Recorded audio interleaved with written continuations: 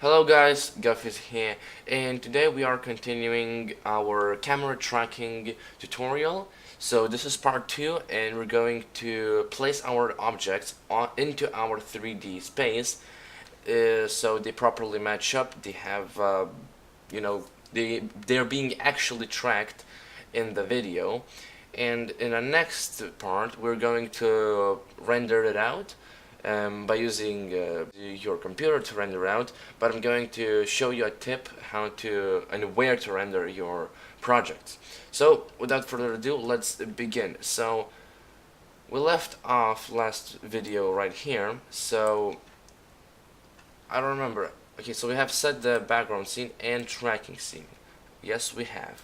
So now it should look like this. If it's not, then if you have something like this, then click on this corner and then drag it down. This should split your view into two parts.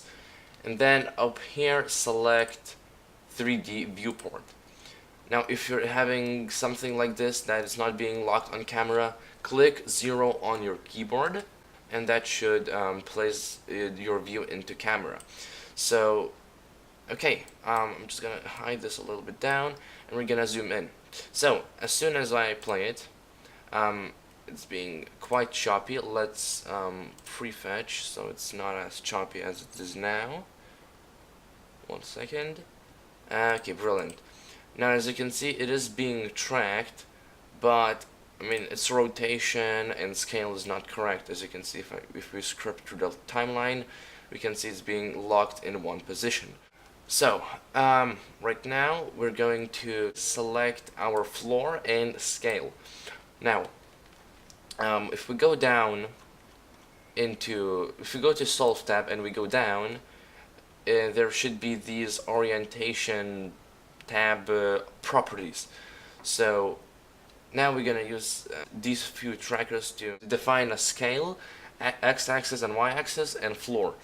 So I think over here we have our origin. Nope, so select this middle dot and just set it to origin. Now we're gonna take the floor. For floor we need at least 3 trackers, so I think these 3 should be good. Yeah, roughly.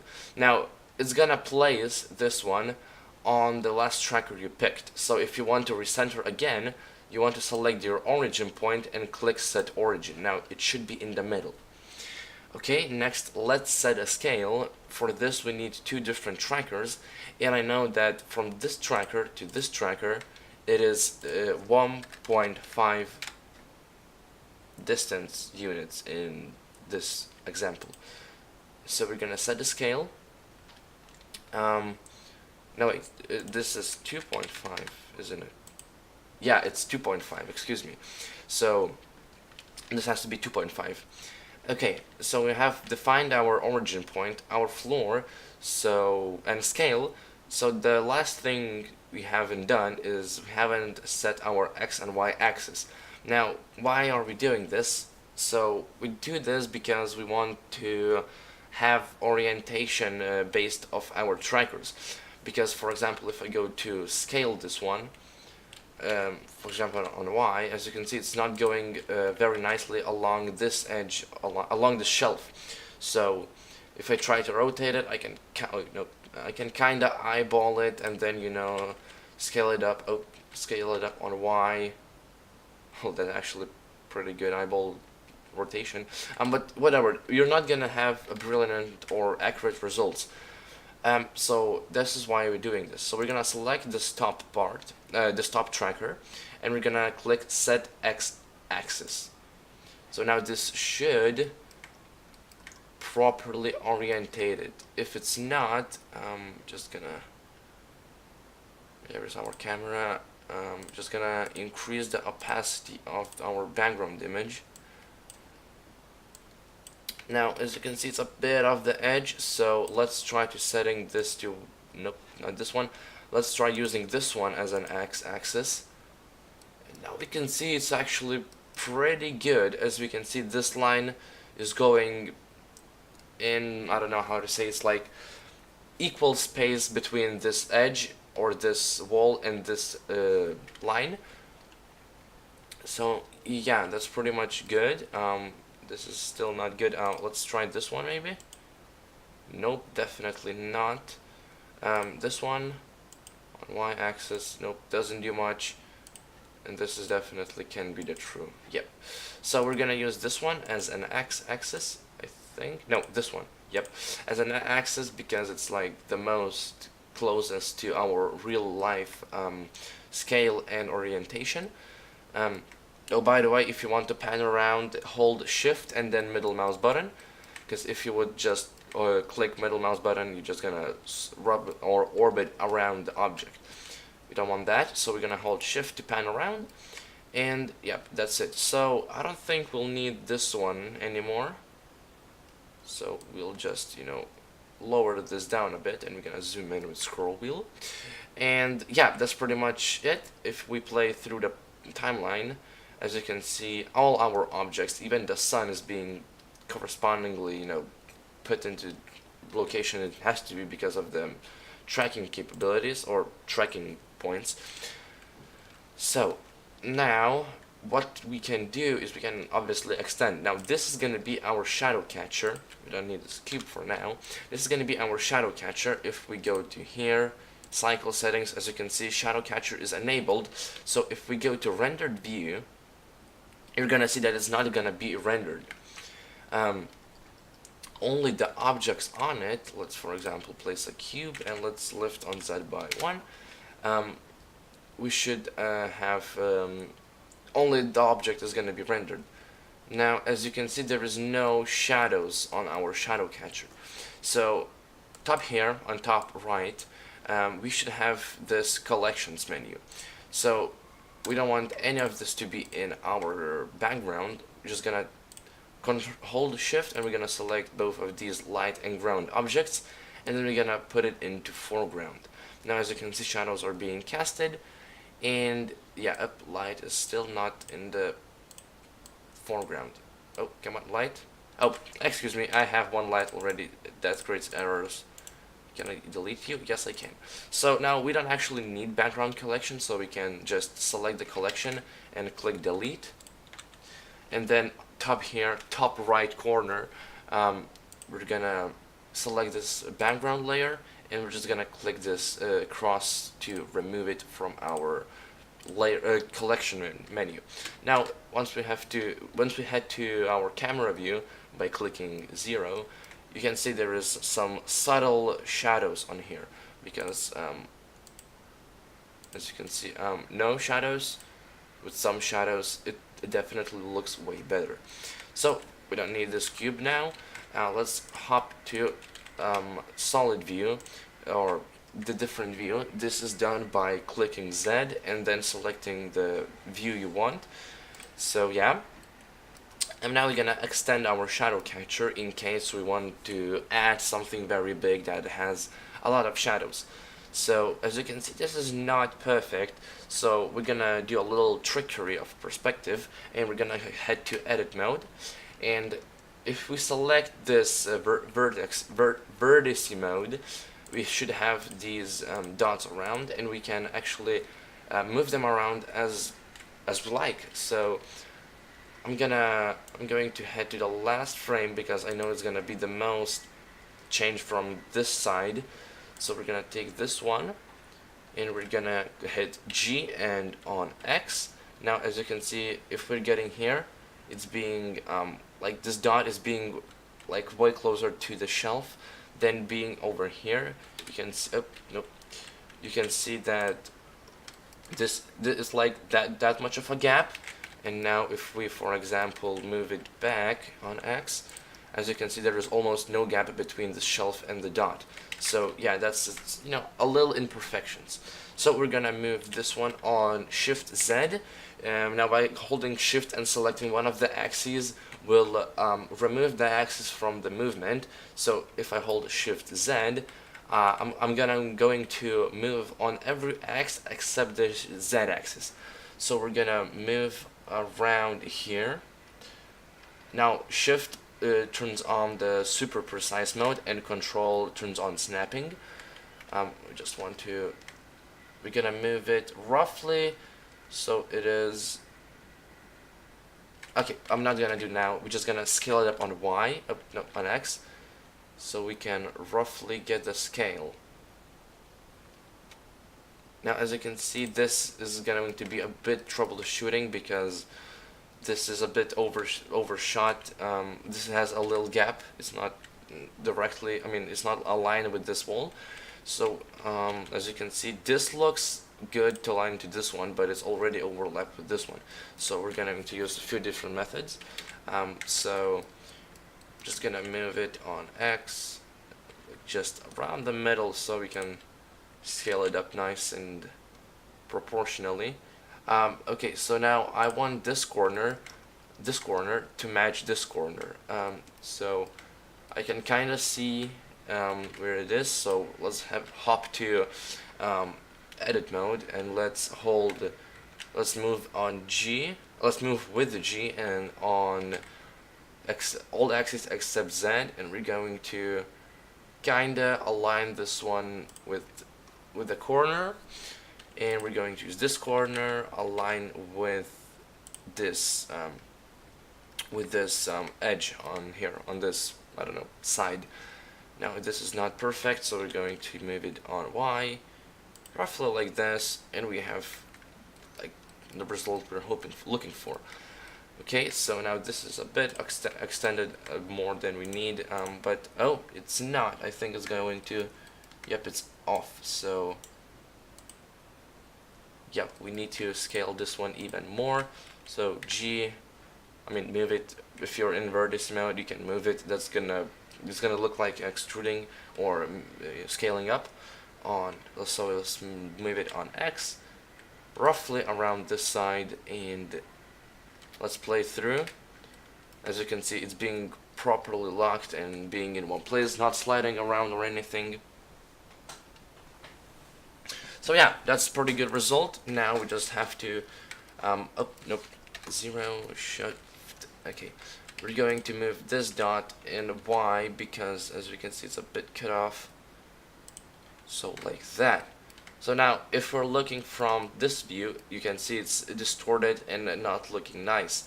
If we go to this view, it looks actually like proper plane. It looks like this side is equal to this side and this to this. As I said, if we look from top, it has some sort of distortion.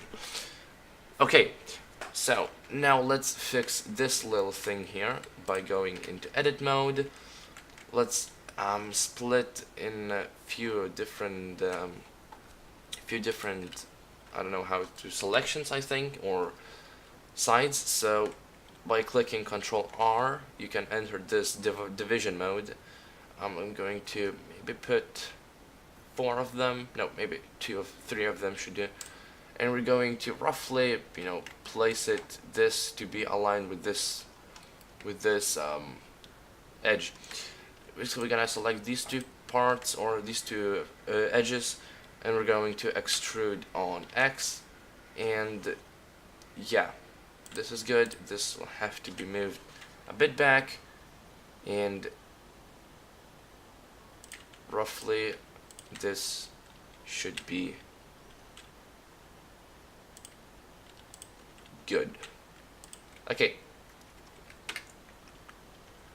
brilliant. So we have this main, our shelf. It's not going to be rendered if you go to rendered view. As you can see, it's not being rendered or anything. Now, if I place cube on it, and if I put it a bit higher, if I move it around, not on these axes, G on Shift Z, if I move around, it's being properly casted on the shadows. Now, what happens if it's too small? I'm going to show you. If it was too small, you're gonna see, let's select all of these, let's move it on X. Now, as you can see, I'm just gonna divide it in half.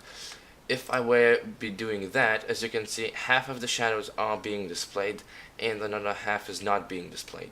So yeah, let's undo that. Okay, brilliant. So that's, I'm just extending this plane so I'm sure that it's gonna cast the shadows all over, well, where the cube or the view is going to be. Now I'm not going to put the same object, the gun object, in this scene. We're going to put something different. Let's screw it. Let's put Suzanne here. So let's lift it up by 1. Okay, let's get out of the rendered view so we can properly do that. Let's hop to the side view. Now let's rotate on Z by 180 degrees so it kind of faces us. We're gonna scale it up by 2 maybe? Yeah, by 2. Okay, let's hop to this view. If you wonder how I do this, you can click 1, 3 and just hop like this, or you can click up here, you can click the different axes and it's going to switch your view to orthographic. So we're going to use this view. Maybe no, I like this one better. We're gonna use this view, and I know that it's the plane is on 0, on 0, on 0, so that means our plane is exactly on this green line. So we can lift it up a bit on Z by maybe 1. Yes, it is. Rotate on X like so. I think this is roughly around the same pixel.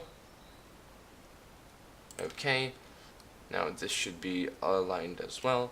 Okay, let's move it down. G on Z. Let's move it down. Let's hold Shift to enter ultra precise mode. If we zoom in even more, we can actually hold Control, and it's gonna like snap to these individual small grids. So that's a good thing. So we're going to move it as close as we can. I think that's the best we can get. Let's take a look. How does it look in the rendered view? It looks pretty good. Okay, so I'm going to make some advanced texture shading or shaders in general. We're just gonna, make a glossy or transparent view from this one. So if you don't remember, this is, it's gonna render the monkey only. So yeah, brilliant. Oh yep, bring these two in the foreground as well if you can. Okay, so now if we are comparing these shadows which are casted in real life, and we're comparing these ones to our render engine is being casted, as you can see, they are too subtle for us. So we're just going to, yes, they are obviously too subtle because we don't have any lights. So let's add a sun, which should be right here. Okay. Now we kind of want to match this lighting with that one. So let's snap to this view again, roughly like that, and then roughly like that. I think should do the trick. Let's take a look. Okay, maybe a bit too low, too high, so we need to put it a little bit way down. A little bit way down. Okay, yeah, seems legit. Yeah, now this looks pretty good. We're just going to move this around there. We don't want to be like the shadows to be super extended. We're going to move it down, and this will be up. Come on, and this is gonna be like this. I think this looks pretty good. Yeah. Okay. So now we're just going to move the monkey a bit back. And wait, where's the camera rotating around? Maybe a bit on the x-axis as well. Like that. Yeah, that looks way better. So we have that in place. Now we want to make the shadows a bit smoother because, as you can see, it's like very dark compared to these ones. So if we go to sun, let's move it to foreground as well. If we go to sun, and then you go to light properties, there is this size. Now the bigger the size, the subtle the shadows will be. So as you can see, that's that much of a subtle is this now. So I think 1 is pretty good enough. Yeah, maybe a bit less, 0.9. Yeah, I think this one looks way better. So we have that. Let's texture our monkey right now, or shaded.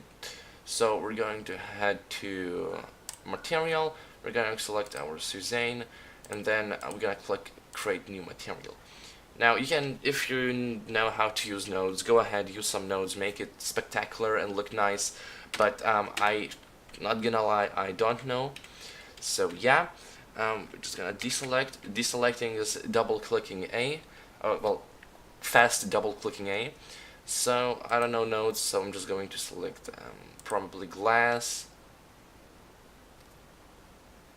and then put it like wait, the CPU. Yep, let's switch to GPU.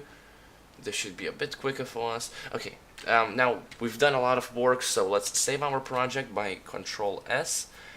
Okay, so this looks not bad. Now the thing is that it's we don't have the environment map, so this looks a bit off, and the sides look gray. So I have the environment map in my folder, but let's just configure our materials first. So let's call this monkey. Oh, why is it caps? Why is the caps on? Monkey glass. Okay, and let's change the color a bit. Maybe something like reddish tint, orange, maybe blue. No, blue's like maybe blue. Yeah. Yep. Let's use the blue color. So roughly maybe around that. Now we're going. Now the less roughness you have, the more transparent it's gonna be. Now if I increase the roughness, as you can see, it's not going to transparent anything. If I reduce the roughness, it's going to, you know, well, cast it. So we're going to roughness, maybe 0.3 should be good. Nope, not enough. 0.1. Yeah, 0.1 will do. Now IOR is I don't know how to explain, but if when we go to simulations like water and so on, I'm going to explain it more properly. But this is, most of the cases, we're going to use 4 divided by 3. Yeah, so we're gonna use that. Now as you can see, our monkey is a bit triangulated, because we can see like each of these breakpoints and so on. Obviously if you want to go with this, you can go with this model, but I'm going to add a subdivision surface. So it's gonna round up our monkey a bit. There we go, maybe even more. Render 2. Okay, I think this should do. Yeah, we don't want a big render time. So yeah, so we have that. Now I'm not gonna lie, I don't know how to make like glass based shaders that like they kinda, you know, make it blue below the object. So I'm just going to mess around with lighting a bit by increasing a lighting a bit, so it is less a hard edge. We're going to add like a bluish tint to it, I think, if it's possible, if it even cares. Oh, that's the wrong thing. RGB, let's set it to 0 to 0. There we go. And to 0. I'm just gonna bump up this one. Nope. 1, 2, 1, 2, 1. Yeah, so I mean, this is pretty good. As I said, I don't know how to make transparent shadows, so yeah, I definitely have to learn that thing. Okay, so I don't know. So I think that's pretty enough for today's video. So we've learned how to add objects, how to properly track them. As you can see now, if we play it, it's gonna be super laggy, but you can see if I play, it's always gonna stay in the same position. It's not gonna slide around. So yeah, so as I said, for this video, that's all I have. In the next video, we're going to learn how to render everything and where to render. So I hope to see you in the next video. See ya!